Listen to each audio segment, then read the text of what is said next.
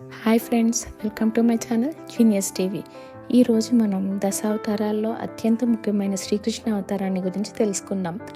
భగవంతుడు భూలోకంలోని ధర్మాన్ని స్థాపించడానికి, భక్తులకు మార్గదర్శనం చేయడానికి, దుష్టులను నాశనం చేయడానికి ప్రతి యుగంలో అవతారం ఎత్తాడు. ద్వాపర యుగంలో శ్రీకృష్ణుడు అవతరించడం ద్వారా విశ్వానికి అద్భుతమైన సందేశాన్ని అందించారు.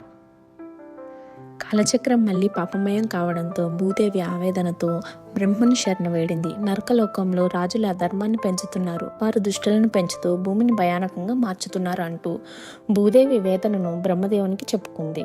బ్రహ్మదేవుడు విష్ణుమూర్తిని ప్రార్థించగా విష్ణువు మధుర రాజ్యంలో యాదవ వంశంలో అవతరించాలని సంకల్పించాడు. అయితే మధుర రాజ్యంలో కంసుడు రాక్షసరాజు. అతడు తన సోదరిని దేవకిని వసుదేవునితో వివాహం చేసిన రోజున అకస్మాత్తుగా ఆకాశవాణి వినిపించింది. దేవకి 8వ సంతానం నీ మరణానికి కారణమవుతాడు. ఈ మాట విన్న కంసుడు భయంతో దేవకిని చంపడానికి ముందుకు వెళ్ళాడు. కానీ వసుదేవుడు నీ భయం తగ్గించు, నేను నా ప్రతి బిడ్డను నీకు అప్పగిస్తాను అని ఒప్పందం చేశాడు. కంసుడు వారిని జైల్లో నిర్బంధించి దేవకికి పుట్టిన 6 శిశువులను వధించాడు. 7వ బిడ్డ బలరాముడు మాయాశక్తితో రోహిణీదేవి దగ్గరికి చేరుకున్నాడు. 8వ సంతానం జన్మించబోయే సమయానికి మధురా నగరం అంతా ప్రశాంతంగా మారిపోయింది. ఆ సమయంలోనే శ్రీకృష్ణుడు దేవకి గర్భంలో నుండి అవతరించాడు. ఆ సమయంలో జైలు తలుపులు స్వయంగా తెరుచుకున్నాయి. జైలు ద్వారం వద్ద ఉన్న రక్షకులు నిద్రపోయారు. వసుదేవునికి అతనికి తీసుకువెళ్లే మార్గం కనిపించింది. వసుదేవుడు శ్రీకృష్ణుని తీసుకుని గోకులానికి ప్రయాణించాడు. అక్కడ యశోదాదేవికి పుట్టిన బిడ్డను వసుదేవుడు తీసుకుని ఆ ప్లేస్లో శ్రీకృష్ణుని పెట్టాడు. వసుదేవుడు ఆ బిడ్డను తీసుకుని తిరిగి జైలుకు వచ్చాడు. కంసుడు బిడ్డను చంపడానికి ప్రయత్నించగా ఆ బాలిక దుర్గాదేవి రూపంలో ఆకాశంలోనికి ఎగిరి నీ శత్రువు ఇప్పటికే జన్మించేశాడు కంస అంటూ హెచ్చరించింది. శ్రీకృష్ణుడు గోకులంలో పెరుగుతూ దివ్యమైన లీలలను ప్రదర్శించాడు. కంసుడు చిన్న కృష్ణుని చంపేందుకు పూతన అనే రాక్షసుని పంపాడు. ఆమె మధురమైన రూపంలో పాలిచ్చే తల్లి వేషం వేసుకుని విషపూరితమైన పాలను బిడ్డకు తాగించాలనుకుంది. కృష్ణుడు పాలు తాగుతూ ఆమె ప్రాణాన్ని హరించేశాడు. పూతన రాక్షసి తన అసలైన రూపాన్ని బయటపెట్టి నశించింది. శ్రీకృష్ణుడు తన గోప బాలకులతో కలిసి వెన్నను దొంగిలించి తినేవాడు.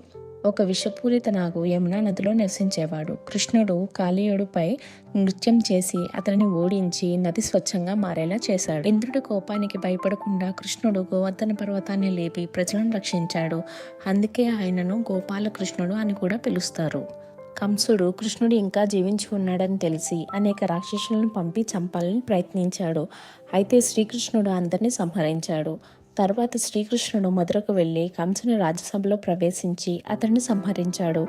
ఈ విధంగా మధుర ప్రజలకు కంసుని రాక్షస పాలన నుంచి విముక్తి పొందారు. కృష్ణుడు యాదవులను రక్షించడానికి ద్వారకా నగరాన్ని నిర్మించాడు. కురుక్షేత్ర యుద్ధంలో అర్జునుడికి భగవద్గీతను ఉపదేశించారు. ధర్మాన్ని పాటించు, భగవంతుని శరణు వేడుకో అని మార్గదర్శనం ఇచ్చారు. ద్వారకాలో యాదవులు పరస్పరంగా తగాదాలు పెట్టుకున్నారు. ఈ సమయంలో ఒక వేటగాడు పొరపాటున శ్రీకృష్ణుని బాణంతో గాయపరిచాడు. అప్పటికి శ్రీకృష్ణుని లీలలు ముగిసింది. ఆయన స్వధామానికి తిరిగి వెళ్ళాడు. ఈ విధంగా శ్రీకృష్ణుడు తన అవతారం ద్వారా భక్తులకు మార్గదర్శకుడిగా మారాడు. శ్రీకృష్ణుని జీవిత కథ ధర్మం, భక్తి, ప్రేమ, విజయం, త్యాగం, ఉపదేశం అనే సూత్రాలను మనకు నేర్పిస్తుంది. ఈ వీడియో మీకు నచ్చినట్లయితే like, share, comment and subscribe. Thanks for watching, friends.